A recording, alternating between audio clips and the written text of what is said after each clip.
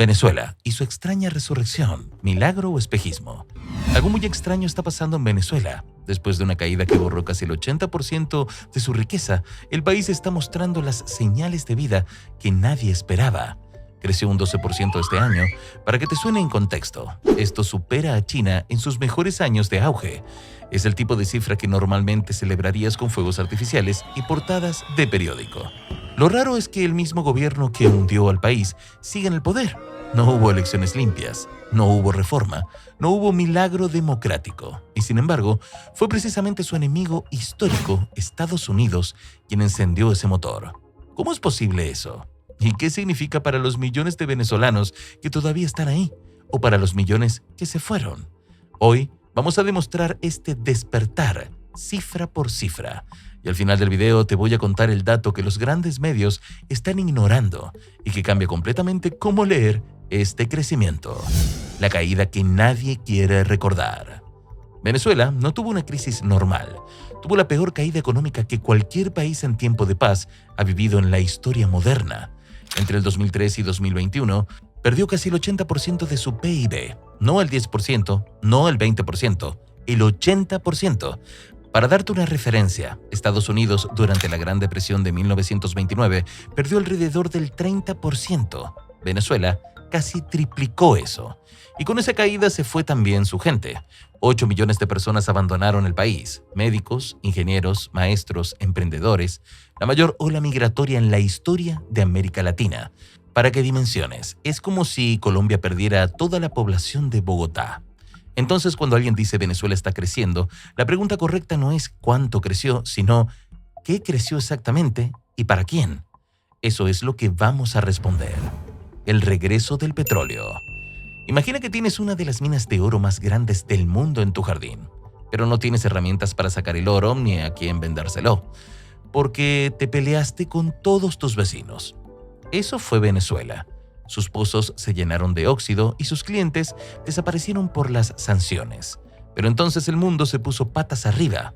La guerra en Ucrania disparó los precios energéticos y el conflicto en Medio Oriente generó más incertidumbre. De repente, el petróleo venezolano, sucio, barato, políticamente incómodo, volvió a ser útil. Fue entonces cuando ocurrió lo inesperado. La administración Biden empezó a emitir licencias para que empresas como Chevron operaran legalmente en Venezuela. El mismo gobierno que había diseñado las sanciones abrió una válvula de emergencia. ¿Por qué? Porque en geopolítica no hay amigos eternos, solo intereses permanentes. Y el interés era claro: estabilizar precios, reducir dependencia del crudo ruso y tener palanca de negociación con Maduro. El resultado fue inmediato. Dólares frescos entraron al sistema, las exportaciones se reactivaron y una economía que llevaba 19 trimestres en caída libre empezó a rebotar. Pero ojo, que haya rebote no significa que haya recuperación. Venezuela hoy produce una fracción de lo que producía antes. Si antes sacaba 100 barriles, hoy saca entre 20 y 25. Estás mejor que ayer, pero sigues muy lejos del gigante que fuiste. La economía de 2 pisos. Si hoy caminas por las Mercedes en Caracas, verás algo que no encaja. Restaurantes llenos, productos importados, Ferraris frente a centros comerciales renovados. Parecía que el país se arregló. Y esta es exactamente la trampa. Lo que ocurre en Venezuela es una economía de 2 pisos absolutamente desconectados. En el piso de arriba están quienes tienen acceso a dólares, los que trabajan con multinacionales, los que reciben remesas del exterior, los conectados al poder. Para ellos, Venezuela está mejorando visiblemente. En la planta baja vive la mayoría, y ahí la historia es completamente distinta. Un ingeniero petrolero con 20 años de experiencia puede ganar entre 400 o 500 dólares al mes, lo cual en Venezuela parece decente, pero ese mismo ingeniero en Canadá o Estados Unidos ganaría entre 8,000 y 12,000 dólares haciendo exactamente lo mismo. Esa brecha no es solo injusta, es estructuralmente destructiva.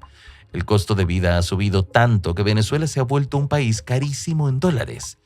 Es el único lugar del mundo donde tienes inflación en dólares. La gente siente que, aunque hay más cosas en las tiendas, su billetera sigue igual de vacía. Como si en tu barrio abrieran un centro comercial de lujo, pero tú sigues ganando lo mismo de siempre. El problema que el petróleo no puede resolver. Hay un elemento que ningún barril de petróleo puede comprar: el capital humano. Venezuela perdió 8 millones de personas. No fue una migración de gente sin oportunidades.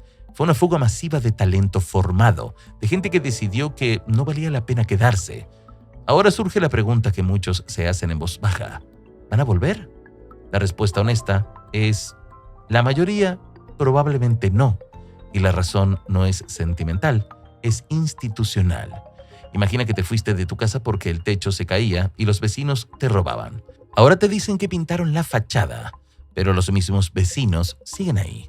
El techo sigue con goteras, las reglas del edificio son las mismas. ¿Volverías a poner tus muebles, tu familia, tu futuro ahí? La gente no emigró solo por falta de comida, se fue por ausencia de estados de derecho, por falta de libertad de prensa, por impunidad total, por un sistema judicial que no funciona.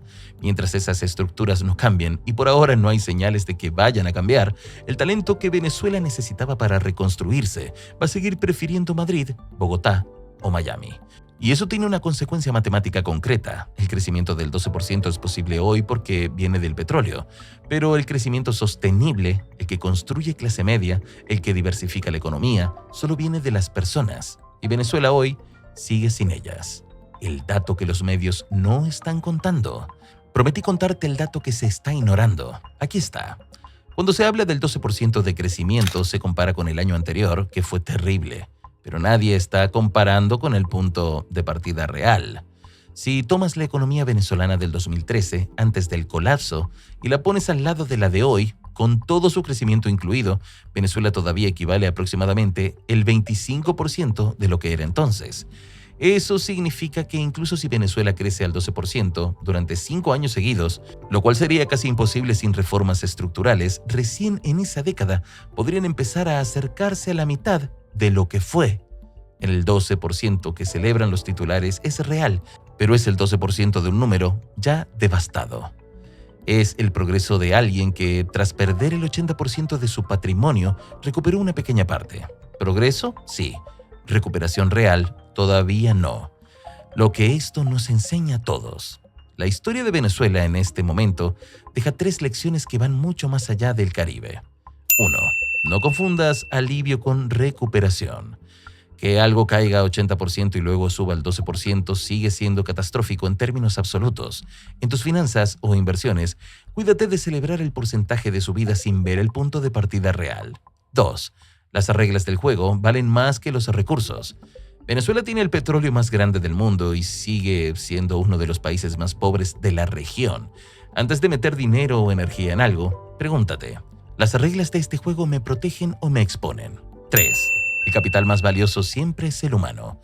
Un país se mide por su gente, no por sus recursos naturales. Venezuela está aprendiendo de la peor manera que el petróleo sale del suelo, pero el progreso sale de la mente de ciudadanos libres. ¿Milagro o espejismo? La respuesta honesta es ninguna de las dos. Es algo más incómodo e interesante al mismo tiempo. Un país que dejó de caer, pero que todavía no sabe cómo subir de verdad.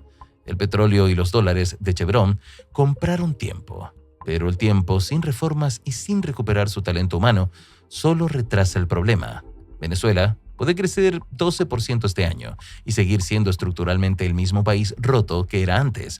Y eso me lleva a la pregunta que quiero que respondas en los comentarios. Si eres venezolano o conoces a alguien que emigró, ¿qué tendría que cambiar para que esa persona considerara volver? No me digas que caiga del si Dios dado. Dime qué condición concreta, qué institución, qué garantía necesitarías ver para que esa decisión fuera posible. Si este análisis te sirvió, dale like, suscríbete, activa la campanita y nos vemos en el próximo video.